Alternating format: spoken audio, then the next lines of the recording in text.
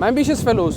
Last video जो मैंने upload की थी उसके अंदर जर्मनी, इटली और फ्रांस को यूके के साथ कंपेयर किया था। उसके अंदर मेरे दोस्त ने आपको एक्सप्लेन किया था इन मुल्कों के अंदर स्टूडेंट्स के लिए क्या फैसिलिटीज़ अवेलेबल है। और आज की वीडियो के अंदर उसी दोस्त से मैं पूछूंगा कि उसने हंगरी में कैसे पढ़ाई की, उधर क्या स्टूडेंट्स के लिए जॉब अपॉर्चुनिटीज़ हैं, अकोमोडेशन का, पार्ट टाइम का क्या सीन है और उसको स्कॉलरशिप कैसे मिली। सो काइंडली इस वीडियो को डिटेल से देखें and kindly like and subscribe the channel. क्या ठीक ठाक है आप? कैसा जा रहा है यूके का आपका ट्रिप? बेहतरीन, बिल्कुल बेहतरीन ट्रिप जा रहा है यूके का।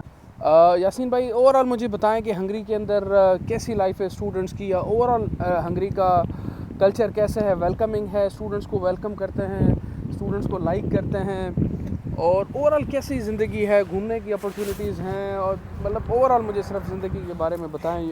बहुत अच्छा कंट्री है। इट्स सेंट्रल यूरोप में आता है, ईस्टर्न यूरोप, सेंट्रल यूरोप कह सकते हैं आप। इस बहुत ही टूरिस्टिक कंट्री है, बहुत सारे टूरिस्ट आते हैं हर साल, और आजकल तो बहुत सारे स्टूडेंट्स आते हैं वहाँ, और आहिस्ता आहिस्ता कम्युनिटी बिल्ड हो रही है। इस तरह नहीं है जिस तरह हमारी कम्युनिटी यूके में है या जर्मनी, दूसरे यूरोपियन कंट्रीज़ में, इतना नहीं है।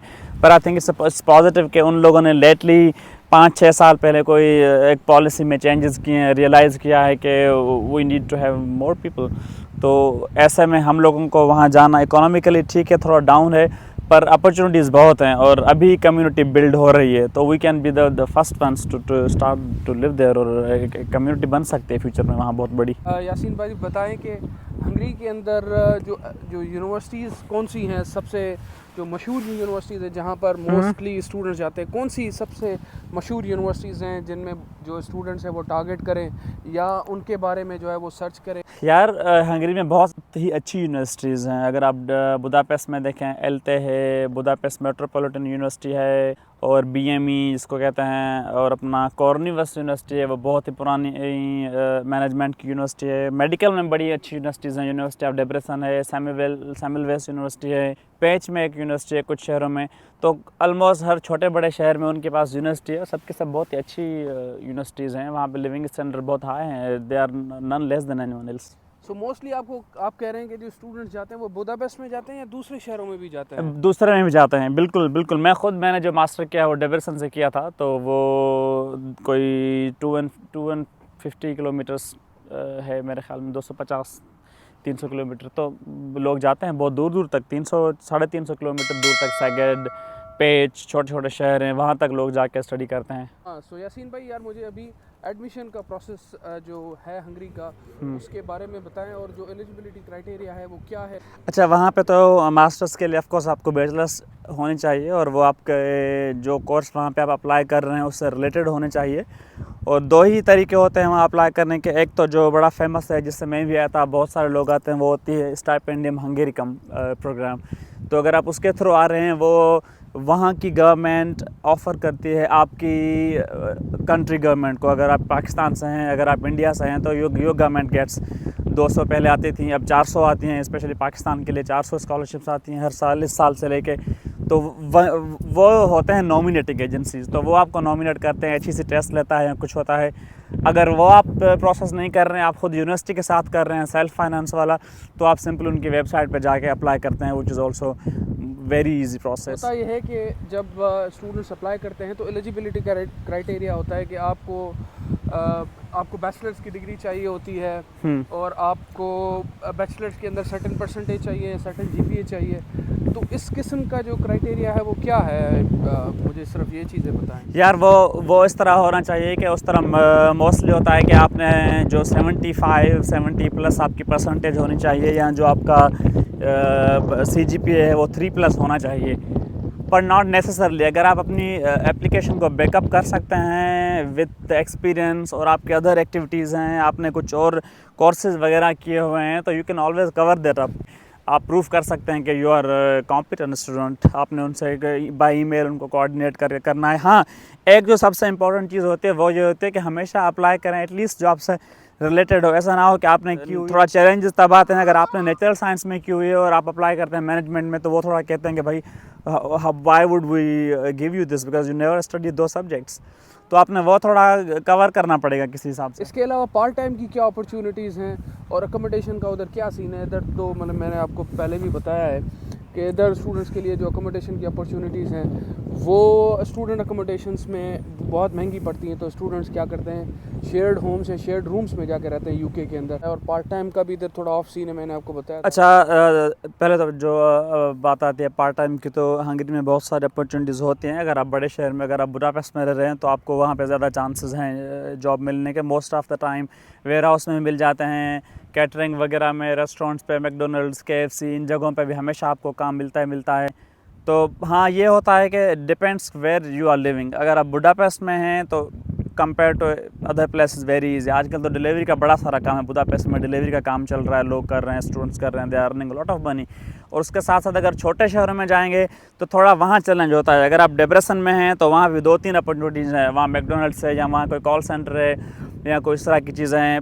और अगर और छोटे में जा रहे हैं तो वहाँ और चैलेंज बढ़ सकता है। पर मैं जिन को भी जानता हूँ कि मैंने वहाँ मास्टर्स किया है 2017 से लेकर, मैं वहाँ पे लोगों को जानता हूँ, तो जो भी जिसने भी कोशिश की है जॉब पार्ट टाइम ढूंढने की, उस सबको मिल गई है। Always they can work. ये जो पार्ट टाइम हो गया, स्पेशली जो डिलीवरी वाला काम हो गया, राइड करके आप अपनी बाईसाइकिल लेके आप कर सकते हैं, वो तो हमेशा आपको मिलता रहेगा। उसके अलावा जो अकोमोडेशन की बात है वो सबसे पहले तो आपको प्रेफर करना चाहिए कि आपकी यूनिवर्सिटी आपको दे दे।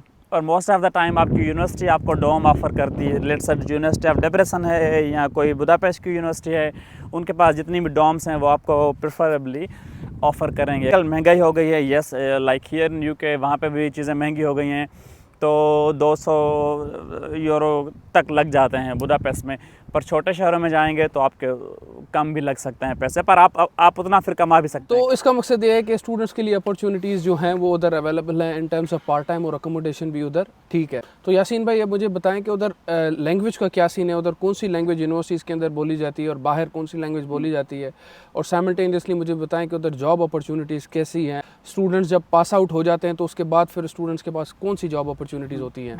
अच्छा, वहाँ पे हंगेरियन लैंग्वेज बोली जाती है। वहाँ पे उनकी हंगरी की जो है हंगेरियन लैंग्वेज जो कि आपको बाहर ज़्यादातर मिलेगी, पर यूनिवर्सिटीज़ में डिपेंड करता है कि आप मोस्टली ऑफ कोर्स हंगेरियन में नहीं पढ़ना चाहेंगे। It's a very difficult language. So most of the time जब फॉरेनर्स आते हैं उनके लिए जो प्रोग्राम्स होते हैं वो इंग्लिश में डेवलप किए गए हैं।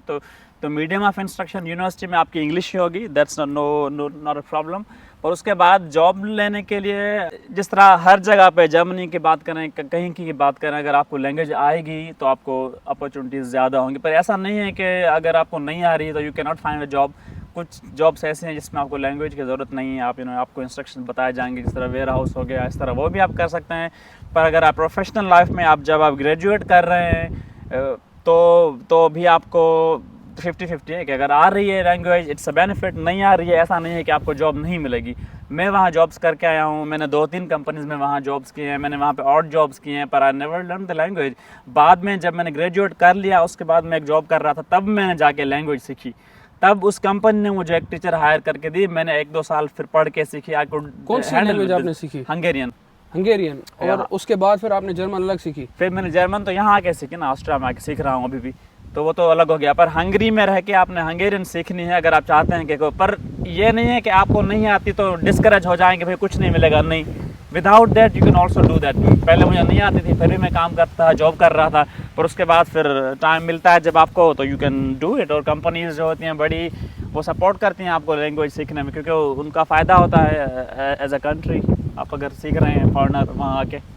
अच्छा, आपने जो जॉब की वो ऑस्ट्रिया के अंदर अभी आप जॉब कर रहे हैं, तो व्हाट वाज द रीज़न कि आपने हंगरी से फिर ऑस्ट्रिया स्विच किया? मेरा रीज़न ये था कि मेरा ये था कि मुझे ऑफ कोर्स हंगरी और ऑस्ट्रिया में फ़र्क है। Austria the German speaking country, उनकी इकोनॉमी बड़ी है, वहाँ पे सैलरीज अच्छी हैं, फाइनेंशियल वो एक ग्रेट प्लेस है। Hungary is a good place to go, good place to start your studies. उससे सस्ता है, बहुत सस्ता है, जर्मनी और ऑस्ट्रिया से कंपेयर करो तो बहुत सस्ता है। बट जब आप ये सब कर लेते हैं, आप पढ़ लेते हैं, तो शायद आप चाहते हैं कि आप ना रहें वहाँ, क्योंकि आपने ज़्यादा पैसा कमाने होते हैं। आप चाहते हैं ऐसे कंट्री में जाएं जहाँ आपको ज़्यादा सैलरीज मिलें। And that was my reason कि जब मैंने वहाँ 2 साल जॉब भी कर ली, पढ़ भी लिया, तो फिर था कि अब I want to do something more. तो और Austria was the nearest one. I mean वो दोनों आपस में बॉर्डर शेयर कर रहे हैं, और बुडापेस्ट से वियना 2 घंटे का सफ़र है, तो that was the best possible option for me. अच्छा, मुझे अभी डिटेल के अंदर बताएं कि आप हंगरी के अंदर स्कॉलरशिप पर गए थे, तो वो कौन सी स्कॉलरशिप थी, वो आपको क्यों लगता है कि वो आपको मिल गई, like what were the reasons that you were the top contender in getting that scholarship, और उस स्कॉलरशिप के बेनिफिट्स क्या हैं, और स्टूडेंट्स को आप बताएं कि वो मतलब उस स्कॉलरशिप में कैसे अप्लाई कर सकते हैं, क्या चीज़ें हैं कि अगर वो उस चीज़ें एप्लीकेशन में अटैच करें तो वो उनको स्कॉलरशिप मिल जाए। अच्छा, सबसे पहले ये जो स्कॉलरशिप आती है इसका नाम है स्टाइपेंडियम हंगेरिकम। तो वो हंगेरियन गवर्नमेंट देती है सब मोस्ट ऑफ द कंट्रीज़ को। तो पाकिस्तान को भी वो देते थे 200 स्कॉलरशिप्स, अब देते हैं 400, अब 20 साल से सुना है मैंने। तो फॉर एग्जांपल मैं अगर बात करूँ, हमें 200 मिली, तो उन 200 में से 100 थी बैचलर्स के लिए, और 50 थी मास्टर्स के लिए, और 50 थी पीएचडी के लिए। दिस वाज द कंस्ट्रक्शन उसका जो था डिटेल में। तो मास्टर्स के लिए आपको बैचलर्स होना चाहिए, और उसके बाद क्या होता है, ये होती है हायर एजुकेशन कमीशन को मिलती। तो higher education commission of Pakistan, वो लोग नॉमिनेटिंग एजेंसी वो होती है। तो उसको नॉमिनेट करने होने के लिए वो लेते हैं एग्ज़ाम, वो एक टेस्ट लेते हैं HEC वाले, और आपने अगर वो टेस्ट पास कर ली अच्छे नंबरों में तो वो आपको हो जाता है। और उसकी अच्छी बात ये होती है कि अच्छी या बुरी, पर के वो होती है कोटा बेस्ड भी होती है, you know, like the NFC, कि अगर 100 हैं तो सब सूबों से लोग आएंगे, माइनॉरिटी के लोग आएंगे, विमेन उसमें से आएंगी, सिंध से, पंजाब से, KPK से, गिलगित, सबको मखसूस सीट्स होती हैं। फॉर एग्जांपल हर कंट्री में हो सकता है ऐसा, depends on their higher education policy. तो पाकिस्तान में ये होता है कि वो इस तरह से डिस्ट्रीब्यूट करते हैं, और अगर आपने अच्छे स्कोर लिए अपने रीजन से, अपने प्रोविंस से, अगर आप टॉप कर लेते हैं, टेस्ट में परफॉर्म कर लेते हैं, तो you are good to go with that. ठीक हो गया, थैंक यू यासीन भाई, थैंक यू सो मच। फिर आपसे ज़रूर मुलाकात होगी। Thank you so much for sharing the valuable information. Is there anything else that you want to say to the people? मैं यही कहना चाहूँगा कि इस स्कॉलरशिप को देखें, हंगरी वाले को देखें, ऑस्ट्रिया को देखें, इन सब को देखें, और it's very easy, getting very easy, access to information is getting very easy. आज से 5 साल 10 साल पहले जो इन्फॉर्मेशन हर बंदे को नहीं मिलती थी, आज का जो दौर है, जिस तरह आपको रहमान भाई जैसे लोग हैं जो आपको इस तरह की इन्फॉर्मेशन पहुंचा रहे हैं, तो आप इस चीज़ को देखें और इसको फॉलो करें, और हमें रीच करें, इनको रीच करें, जो भी आपको रीच करें, इंटरनेट पर सर्च करें, और सर्च करने से आपको हर इन्फॉर्मेशन मिल सकती है। जो इन्फॉर्मेशन हम दे रहे हैं उससे बेहतर भी आपको हो सकती है, जो आप दूसरों तक पहुंचा सकते हैं। Thank you so much guys for listening to us. Kindly like and subscribe the channel. See you in the next vlog.